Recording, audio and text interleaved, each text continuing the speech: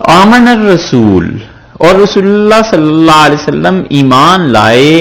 بما اس چیز پر انزل الیہ جو ان کی طرف نازل کی گئی۔ یہ جو دو آخری آیات ہیں ان کے متعلق کئی روایات میں آتا ہے کہ یہ نازل نہیں ہوئی، بلکہ معراج کی رات میں اللہ تعالی نے براہ راست رسول اللہ صلی اللہ علیہ وسلم کو یہ آیات دی ہیں۔ اسی لیے وہ کبھی کبھی کوئز میں کہتے ہیں کہ قرآن کا وہ کون سا حصہ ہے جو نہ آسمان پہ نازل ہوا ہے، نہ زمین پہ نازل ہوا ہے، اور کہیں بھی نازل نہیں ہوا، اور نہ جبریل امین لے کے آئے۔ تو اصل میں مطلب یہ ہے کہ حق تعالی شانہ کے سامنے آسمانوں سے بھی بلند و بالا کہیں یہ چیزیں نازل ہوئی ہیں، اللہ نے براہ راست دی۔ اور یہ دو آیتیں یہ ہوم ورک ہے، اسے یاد کرنا۔ جو آپ میں سے ریگولر آتے ہیں نا، یہ ہوم ورک ہے، اسے یاد کر کے لانا۔ رسول اللہ صلی اللہ علیہ وسلم نے فرمایا جو روزانہ رات کو یہ دو آیتیں پڑھ لے، آمن الرسول سے لے کے کافرین تک، ارشاد فرمایا کفتاہ، یہ ساری رات کی عبادت کے لیے بس کافی۔ اور ایک جگہ آیا ہے حضرت صلی اللہ علیہ وسلم فرمایا جو یہ دو آیات کو پڑھ لے گا، یہ دونوں آیتیں بس اسے ساری رات لکھواتے رہیں گے فرشتے اس کے لیے عبادت کو، یعنی بس کافی ہے اس انسان کے لیے، اللہ کے ہاں سے اتنی کفایت کرتی۔ اور پورا عقیدہ بھی ہے اس لیے پہلا جملہ یہ فرمایا کہ آمن الرسول بما انزل الیہ من ربہ، اور رسول اللہ صلی اللہ علیہ وسلم ایمان لائے ان تمام چیزوں پر جو ان کی طرف نازل کی گئیں۔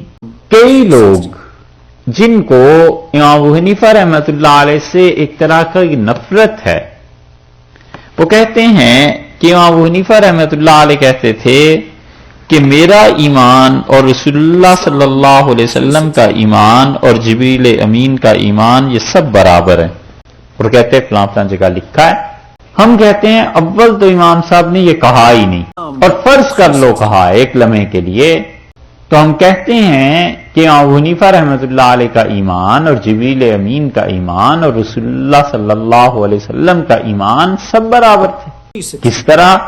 اللہ نے فرمایا ہے کہ رسول اللہ صلی اللہ علیہ وسلم ایمان لائے بما انزل الیہ من ربہ، جو چیز بھی نازل کی گئی ان کے اوپر ان کے پروردگار کی طرف سے، والمومنون، اور ایمان والے بھی انہی چیزوں پر ایمان لائے۔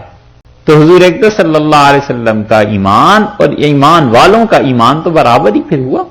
یعنی ان تمام چیزوں پر ایمان لانے کے اعتبار سے۔ اور باقی ایمان کی کیفیت تو پوری امت کی کیفیت وہ نہیں ہو سکتی جو رسول اللہ صلی اللہ علیہ وسلم کی تھی، اور پھر تو وہ اپنے اپنے درجے کے اعتبار سے ہے کہ جس کو جتنا خدا کے ساتھ قرب ہے اس کا ایمان اتنا ہی مضبوط ہے۔ اس معنی میں کوئی آدمی کہے کہ میرا ایمان اور رسول اللہ صلی اللہ علیہ وسلم کا ایمان برابر ہے تو علیہ باللہ یہ کفر بھی ہو سکتا ہے، کیونکہ ان کے ایمان کا مقابلہ کون کر سکتا ہے۔ اور اس معنی میں کہ جن چیزوں پر انہوں نے ایمان رکھا ہے ہم بھی انہی چیزوں پر ایمان لائے ہیں، بالکل ٹھیک ہے۔ اللہ نے فرمایا کہ رسول اللہ صلی اللہ علیہ وسلم ایمان لائے بما انزلہ، ان چیزوں پر جو نازل کی گئی، الیہ، ان کی طرف، ہی کی ضمیر لوٹی رسول کی طرف، کہ ان پر، من ربہ، ان کے پروردگار کی طرف سے، ہی کی ضمیر پھر لوٹی رسول اللہ صلی اللہ علیہ وسلم کی طرف، والمومنون، اور ایمان والے بھی انہی چیزوں پر ایمان لائے، کل آمن باللہ، تمام کے تمام سب کے سب ایمان لائے اللہ پر، وملائکتہ، اور اللہ کے فرشتوں پر، وہ کسی میں سے بھی من رسلہ، اس کے رسولوں کے درمیان۔ ہم کسی میں بھی تفریق نہیں کرتے، یعنی جیسے یہودی تفریق کرتے ہیں کہ حضرت موسیٰ علیہ السلام تک ایمان لے آئے اور بعد والے انبیاء علیہ السلام کا انکار کر دیا، یا جیسے عیسائی تفریق کرتے ہیں کہ سرے سے حضرت عیسیٰ علیہ السلام کو رسول ہی نہیں مانتے، وہ تو کچھ اور مانتے ہیں، اور ان سے جو پہلے انبیاء علیہ السلام تھے ان کی نبوت کے قائل ہیں، مگر عیسیٰ علیہ السلام کے بعد حضور اکرم صلی اللہ علیہ وسلم جو آئے ہیں ان کی نبوت کے وہ قائل نہیں ہیں۔ لا نفرق بین احد من رسلہ، ہمارا مسئلہ ایسا نہیں، ہم ہرگز تفریق نہیں کرتے بین احد من رسلہ، اس کے رسولوں میں سے کسی کے بھی درمیان علیہ السلام۔ یہ احد ان کا جو لفظ ہے نا، اگر آپ اس کا ترجمہ کریں ڈکشنری وائز، تو پھر کیا ہوگا کہ ہم تفریق نہیں کرتے ایک رسول میں بھی، من رسولی اس کے رسولوں میں سے ایک میں بھی، احد تو ایک کو کہیں گے، لیکن یہ معنوی اعتبار سے جمع ہے، اس لیے ہم نے اس کا ترجمہ یہ کیا کہ کسی کے بھی درمیان، تو کسی کا لفظ اردو میں یہ استعمال ہوتا ہے سب کے لیے، کہ کسی ایک کے درمیان ہم تفریق نہیں کرتے ایمان لانے کے اعتبار سے، لیکن ہم تفریق کرتے ہیں کس طرح؟